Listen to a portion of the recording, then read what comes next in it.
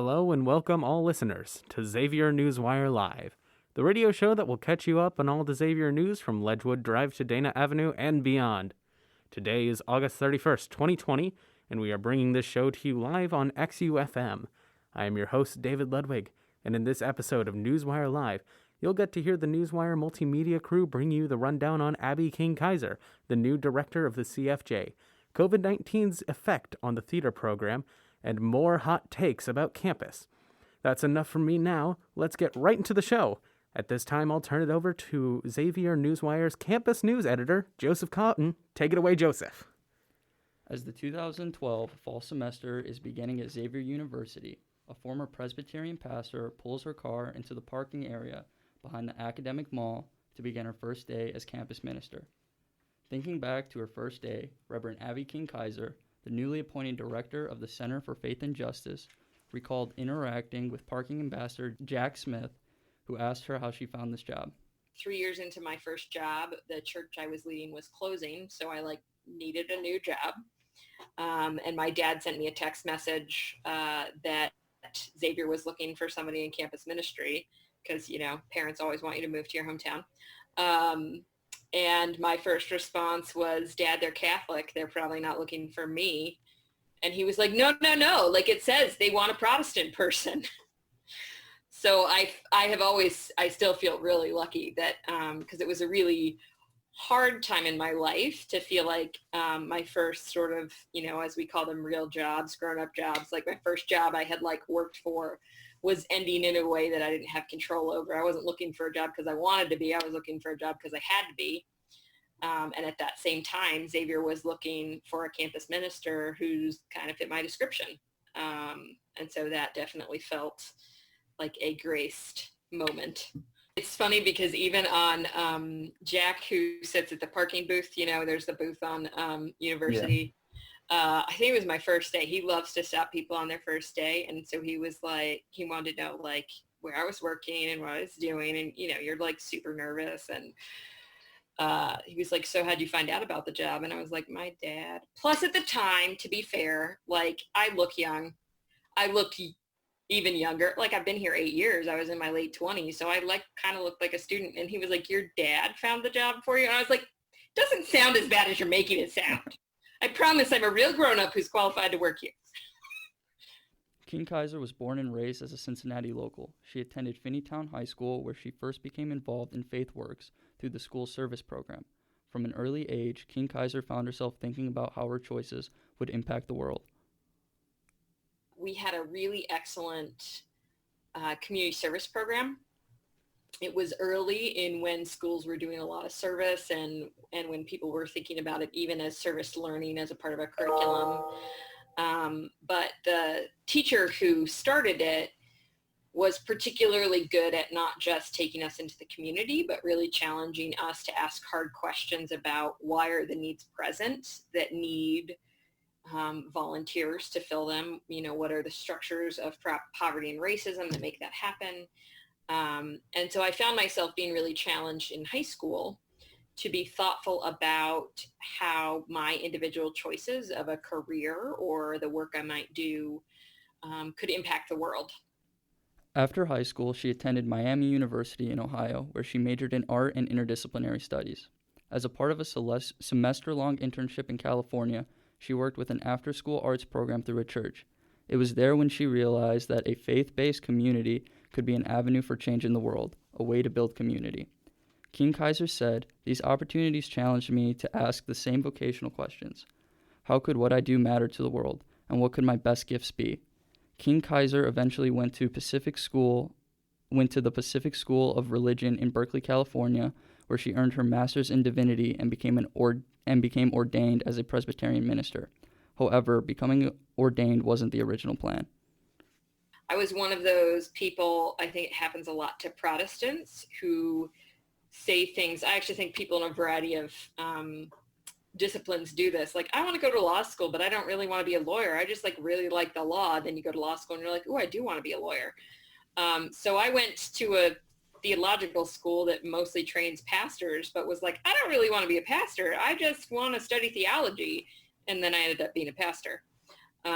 But I ended up being a pastor because I found that those same questions of how could I build community that mattered to people, how could I address needs in communities, what were my gifts and skills, really lined up with what I was seeing churches do in the Bay Area. And so I was introduced to some really cool pastors and communities that were doing the kind of work I wanted to do. And so I got ordained in the Presbyterian Church. As the new director of the Center for Faith and Justice, King-Kaiser hopes to expand the center's ability to reach students in their individual traditions while continuing to follow the multi-faith model they have adopted. So I think we've put together a really amazing team, and we've got a really strong set of Catholic campus ministers who can take that work to places it's never been, even though, you know, Catholic campus ministry has been happening since 1831, so it's certainly not new. But I think who we've got on staff right now has a chance to make it really address 21st century student concerns. Our multi-faith staff is still really new. Our model is only about a year old. And so the next 5 years is really about understanding how to do that best and well, both in how we do interfaith programming and interfaith strategy, but also in how we can share resources and inform each other and get better at serving a wider variety of students from a diversity of religious backgrounds. But I also think there's a special place, you know, I think it's really clear in the world right now that we need people concerned about the common good. We need people concerned about justice and solidarity. And so I think the challenge in our office is that sort of the three different buckets of work that we represent are all really important.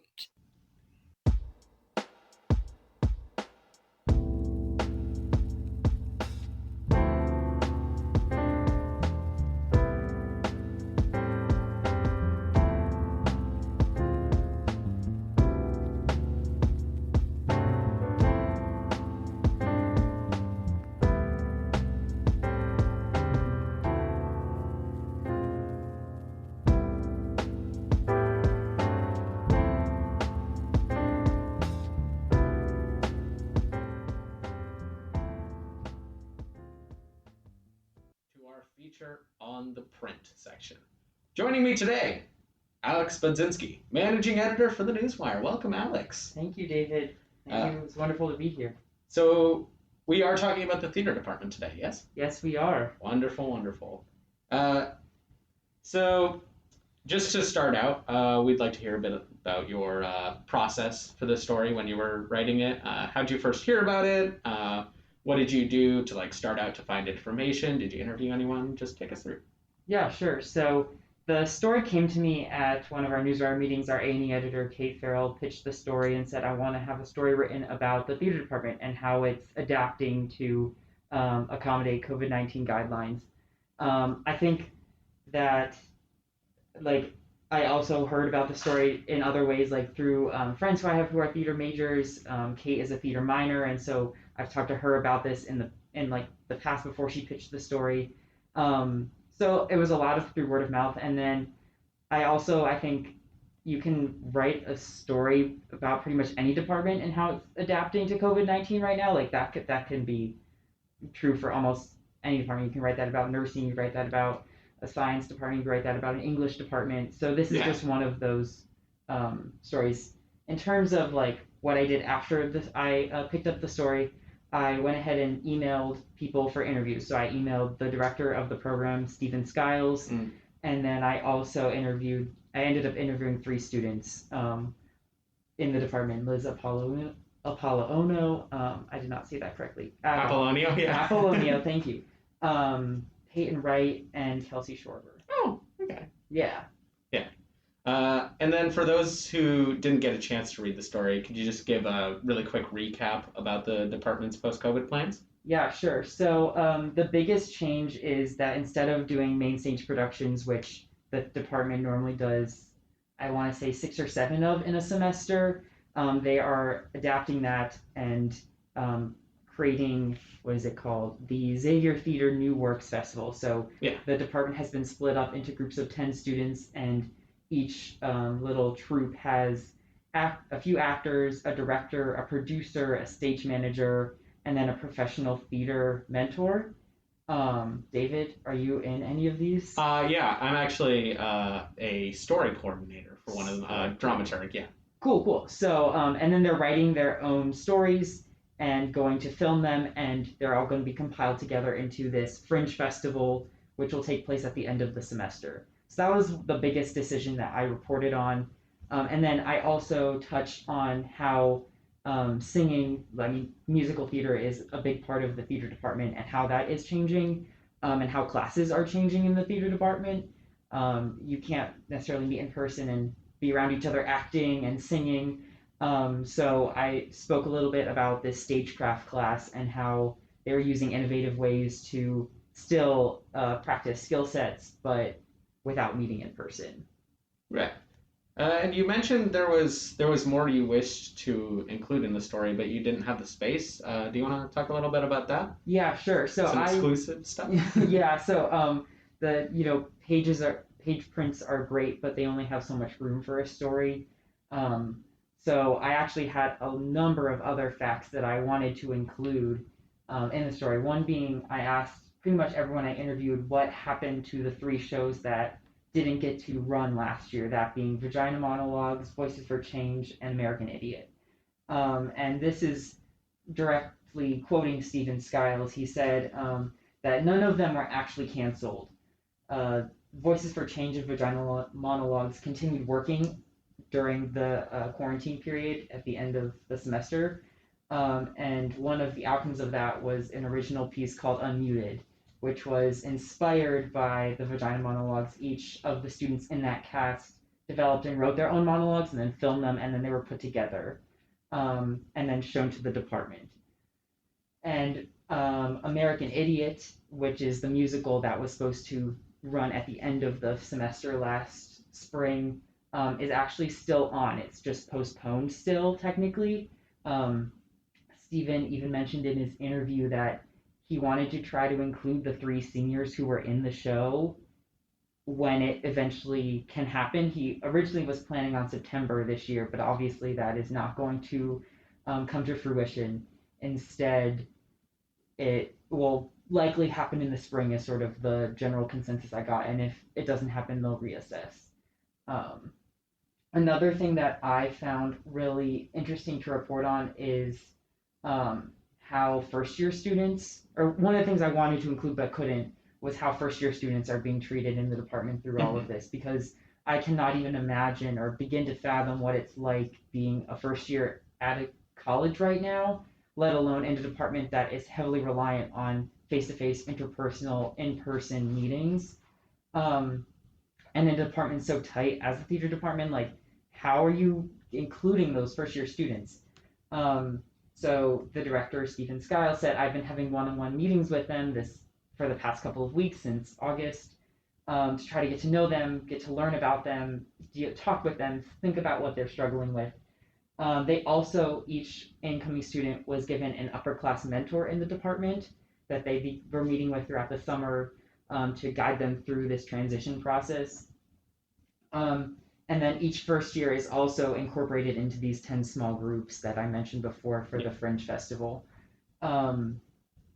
So that was an interesting perspective that I didn't really get to include.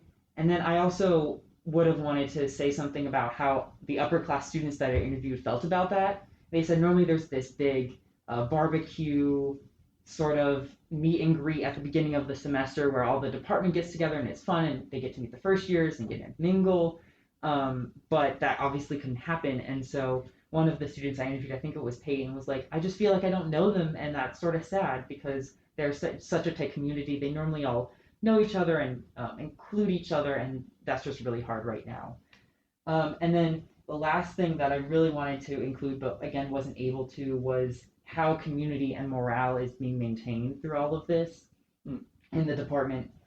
So both the students and Stephen talked about how the department met almost weekly throughout the summer to maintain that community. I'm sure you were involved in that a little bit, David. Yeah, I was, I attended the Zoom meetings. Right, so they had poetry nights, ghost story nights, and then they played Mafia. Stephen also said they had like Xavier Theater production or viewing nights, viewing parties. So he has recordings of all the shows in the past, and he would play them on Zoom for everyone I think Friday nights or something.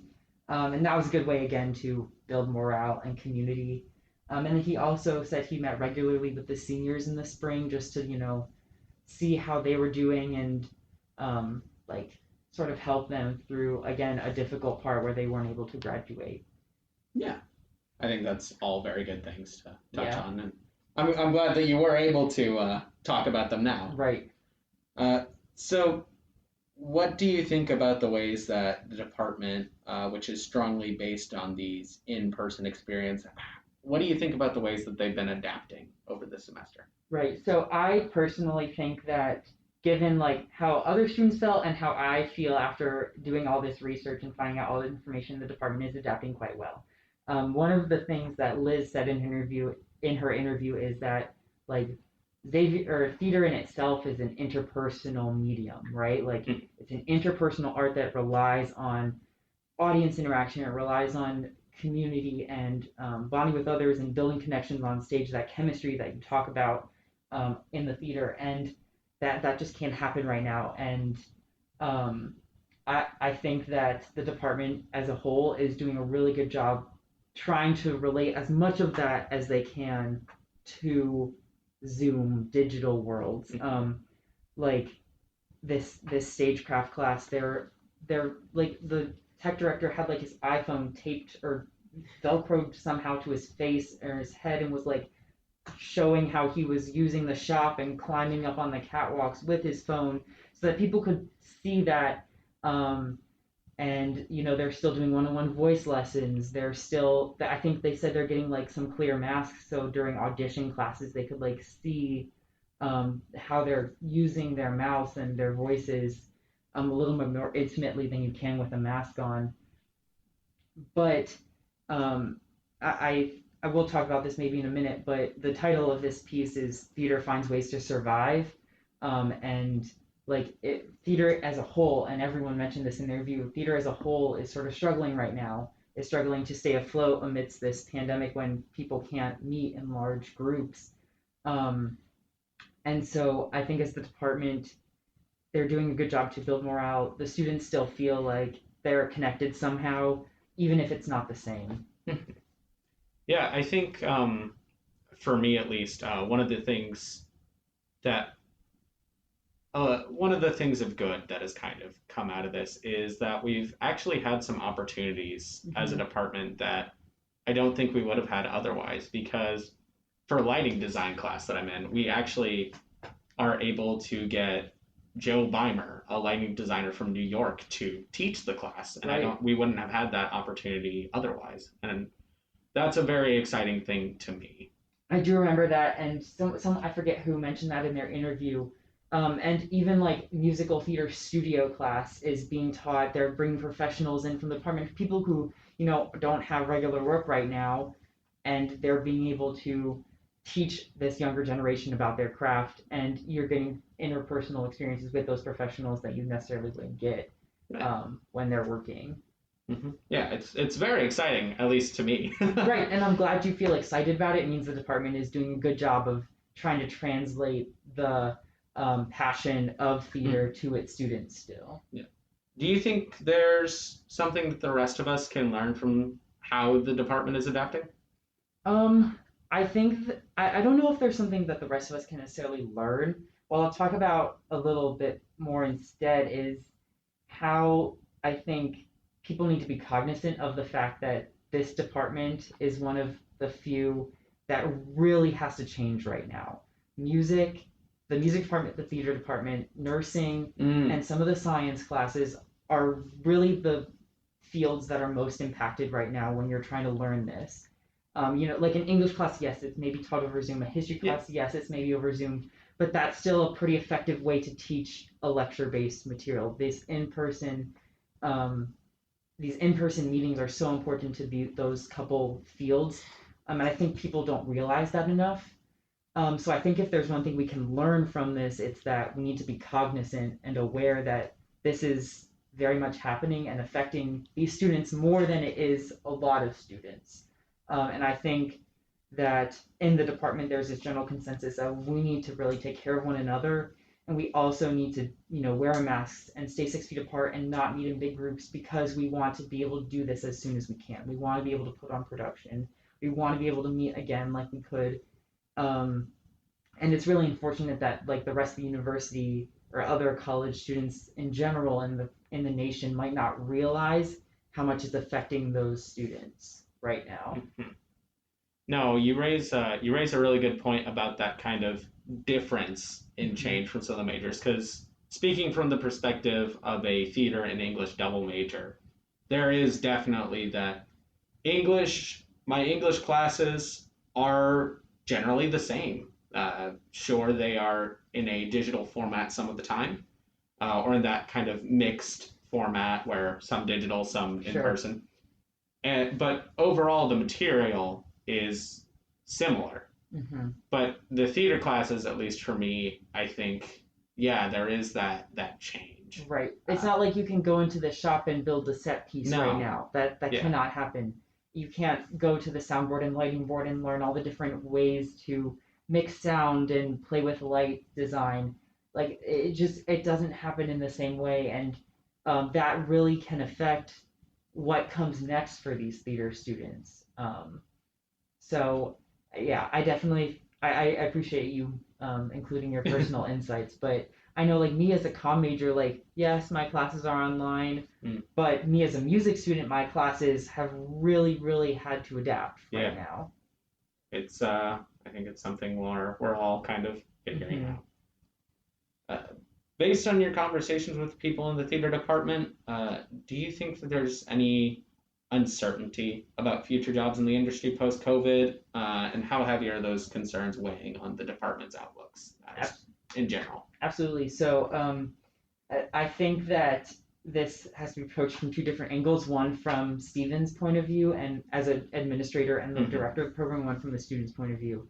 I think, like I said, Stephen has done a lot of really good things to maintain morale in the department, but I still think students are experiencing some of that weight of uncertainty and not knowing what's next for them. I talked to these 3 upper class students, one of whom is a senior, and I said, like, how do you think this is?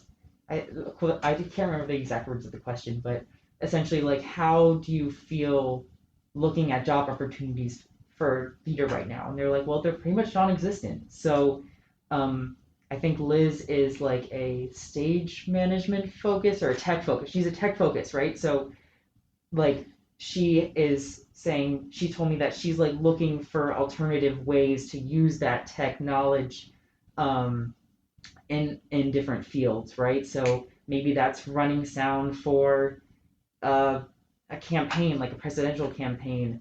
She said that she was either reading an article, listening to someone talk about, or meeting with someone who ran the DNC from their home. Like they had a bunch of different monitors, and like they were calling the DNC from their house. Like that is something that's not theater related, but you could use the skills that she's picked up in theater to do that. Right.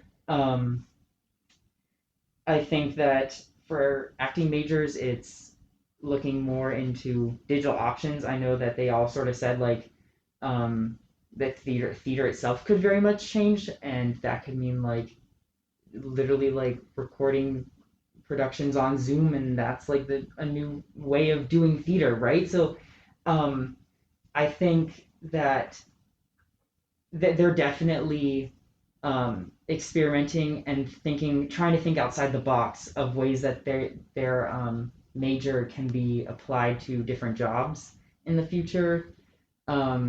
But in terms of how that's weighing on them, I think they still are optimistic. I definitely got a very optimistic sense that if we do this, it can come back. Like I will be able to work in theater eventually. It's just a matter of when. And I think I have a really great quote at the end of my story from Peyton. She says, "If Elizabethan theater didn't go down during the bubonic plague, then modern theater can hold its own against the coronavirus." So I think for her, it's not a question of can I do this in the future? It's when I can do this in the future. Again, each outlook is different, but I think that morale is still high. People are still optimistic, but right now they're definitely thinking of new ways that they can apply their skills, their skill set that they've learned. Well, I can certainly say that radio is always an option. Before we end, do you have anything else you'd like to say? No, I really appreciate all the people I interviewed, and I'm so glad that I was able to write this story. Thank you very much, Alex. Thank you. Yeah. Well, thank you. Well, thank you. But in all seriousness, I personally appreciate you bringing this to light, and I think a lot of us in the department thank you for bringing this to light. Oh, I'm very glad that I was able to do it. I'm very fortunate. All right, listeners, that'll wrap us up for this segment. Coming back, we will have some hot takes for you, but that is all for right now. So goodbye.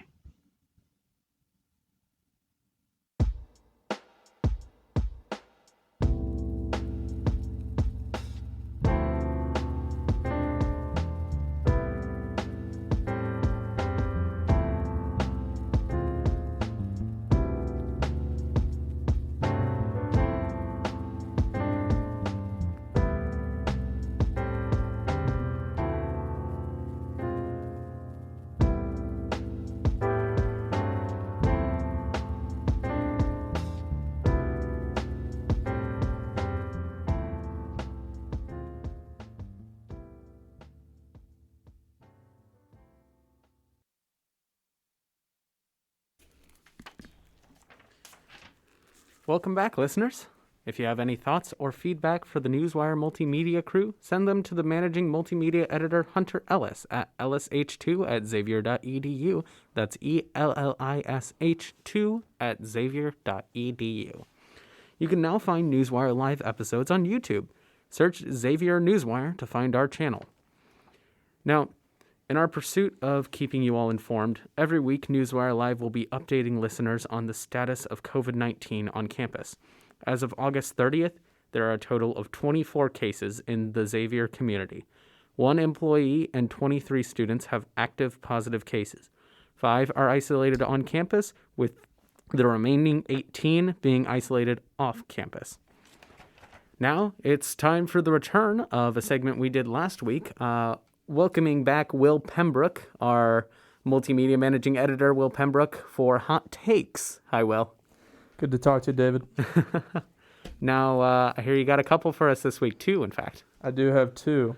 The first one we're going to talk about here today is that online classes are actually better than in person right now. Wow. Yeah. You're coming up, yeah? You know, I appreciate the fact that we have a hybrid learning format and that, you know, we're trying to engage in person. Mm-hmm. I think that's very important normally, but in this situation, I think it would be just it's a lot less confusing when you just have a class that's all online. You know, I have class these days. I know it's online. I'm going to wake up and have my routine, as opposed to, oh, maybe it's a Wednesday or maybe it's a Monday and I don't know. Do I have class online or do I have class in person? And then some days it's switching up and it's just kind of a mess. So honestly, I do think that online is better than person right now. So you're not saying like online in general. You're just saying that Only for COVID. For COVID. Okay, that makes some more sense. Yeah. Yeah, it can get kind of confusing sometimes, especially when I'm on like the rotating schedule of I'm gonna be in class and then not go to class and be on class or Zoom class Friday, and then the next week it's no class Monday, Zoom class class Wednesday, Zoom class Friday. Yeah, it can get a little, I guess, confusing logistically for me. 100%. All right, moving on. What's your second one? All right, my second one for today is definitely the hotter of the 2. Oh, really? The cat food's been really good. They've been doing a great job. Oh. I've been really impressed. The first couple days I was a little worried. You know, there was just like less going on in the cafe. I was like, wow, all I have is a sandwich line, pizza, and I got to cross my fingers and hope that I like the hot food. But Yeah. I really like the rotation they got going. I'm a huge fan of the egg rolls. I think that's the best thing in the calf right now. Really? All Yeah, right. they've been really stepping it up, and I'm just a huge fan overall of what's been going on in there. Especially I've been talking to my other friends who go to different schools, and they're just like, they hate it. They hate the food. You've heard it here first, listeners. Try the egg rolls. The egg rolls they're wonderful. Highly recommend it. We right. got to be doing more orange chicken days. They could do that 3 days a week, and I'd be fine with that. But no, yeah, just I talk to other people, and they don't like the food at their school at all, and I'm like, you know what? All things considered, with the calf operating the way it is right now, Xavier's killing it. Yeah, I noticed they actually in the burger line they've had bacon more often, and that has made me a very happy boy. 100%. Now, Will, you only have 2 this week, but we wanted to bring you a third. So coming back, we have special guest Joseph Cotton bringing us a third hot take. Take it away, Joseph. All right. Thanks for having me on for this hot Yeah, take. of course. Appreciate it. All right. My hot take is that there's only 3 things that belong on a hot dog. Oh, That's yellow mustard, onions, and chili. really? Yes. If No you put cheese ketchup? on, no. Ketchup is for children. It's for children and potatoes. Very, very divisive, Joseph. Yeah, I mean, one of the biggest culture shocks that I had moving to Cincinnati, I'm originally from the Detroit area, Dearborn, Okay. Michigan, is that people in Cincinnati put cheese on their chili dogs, and that kind of seemed, it really seemed odd to me. I don't know why they do that. I think that's an Illinois thing too, because I've definitely seen cheese on chili dogs in Illinois. Well, wherever they do it, they should stop. That's my opinion. Fair enough. That is a very hot take. Thank you for that, Jose. All right. I gotta take a moment from that one. All right. Well, listeners, unfortunately, that's all the time we have for today in this episode of Newswire Live. Thank you for tuning into the show today.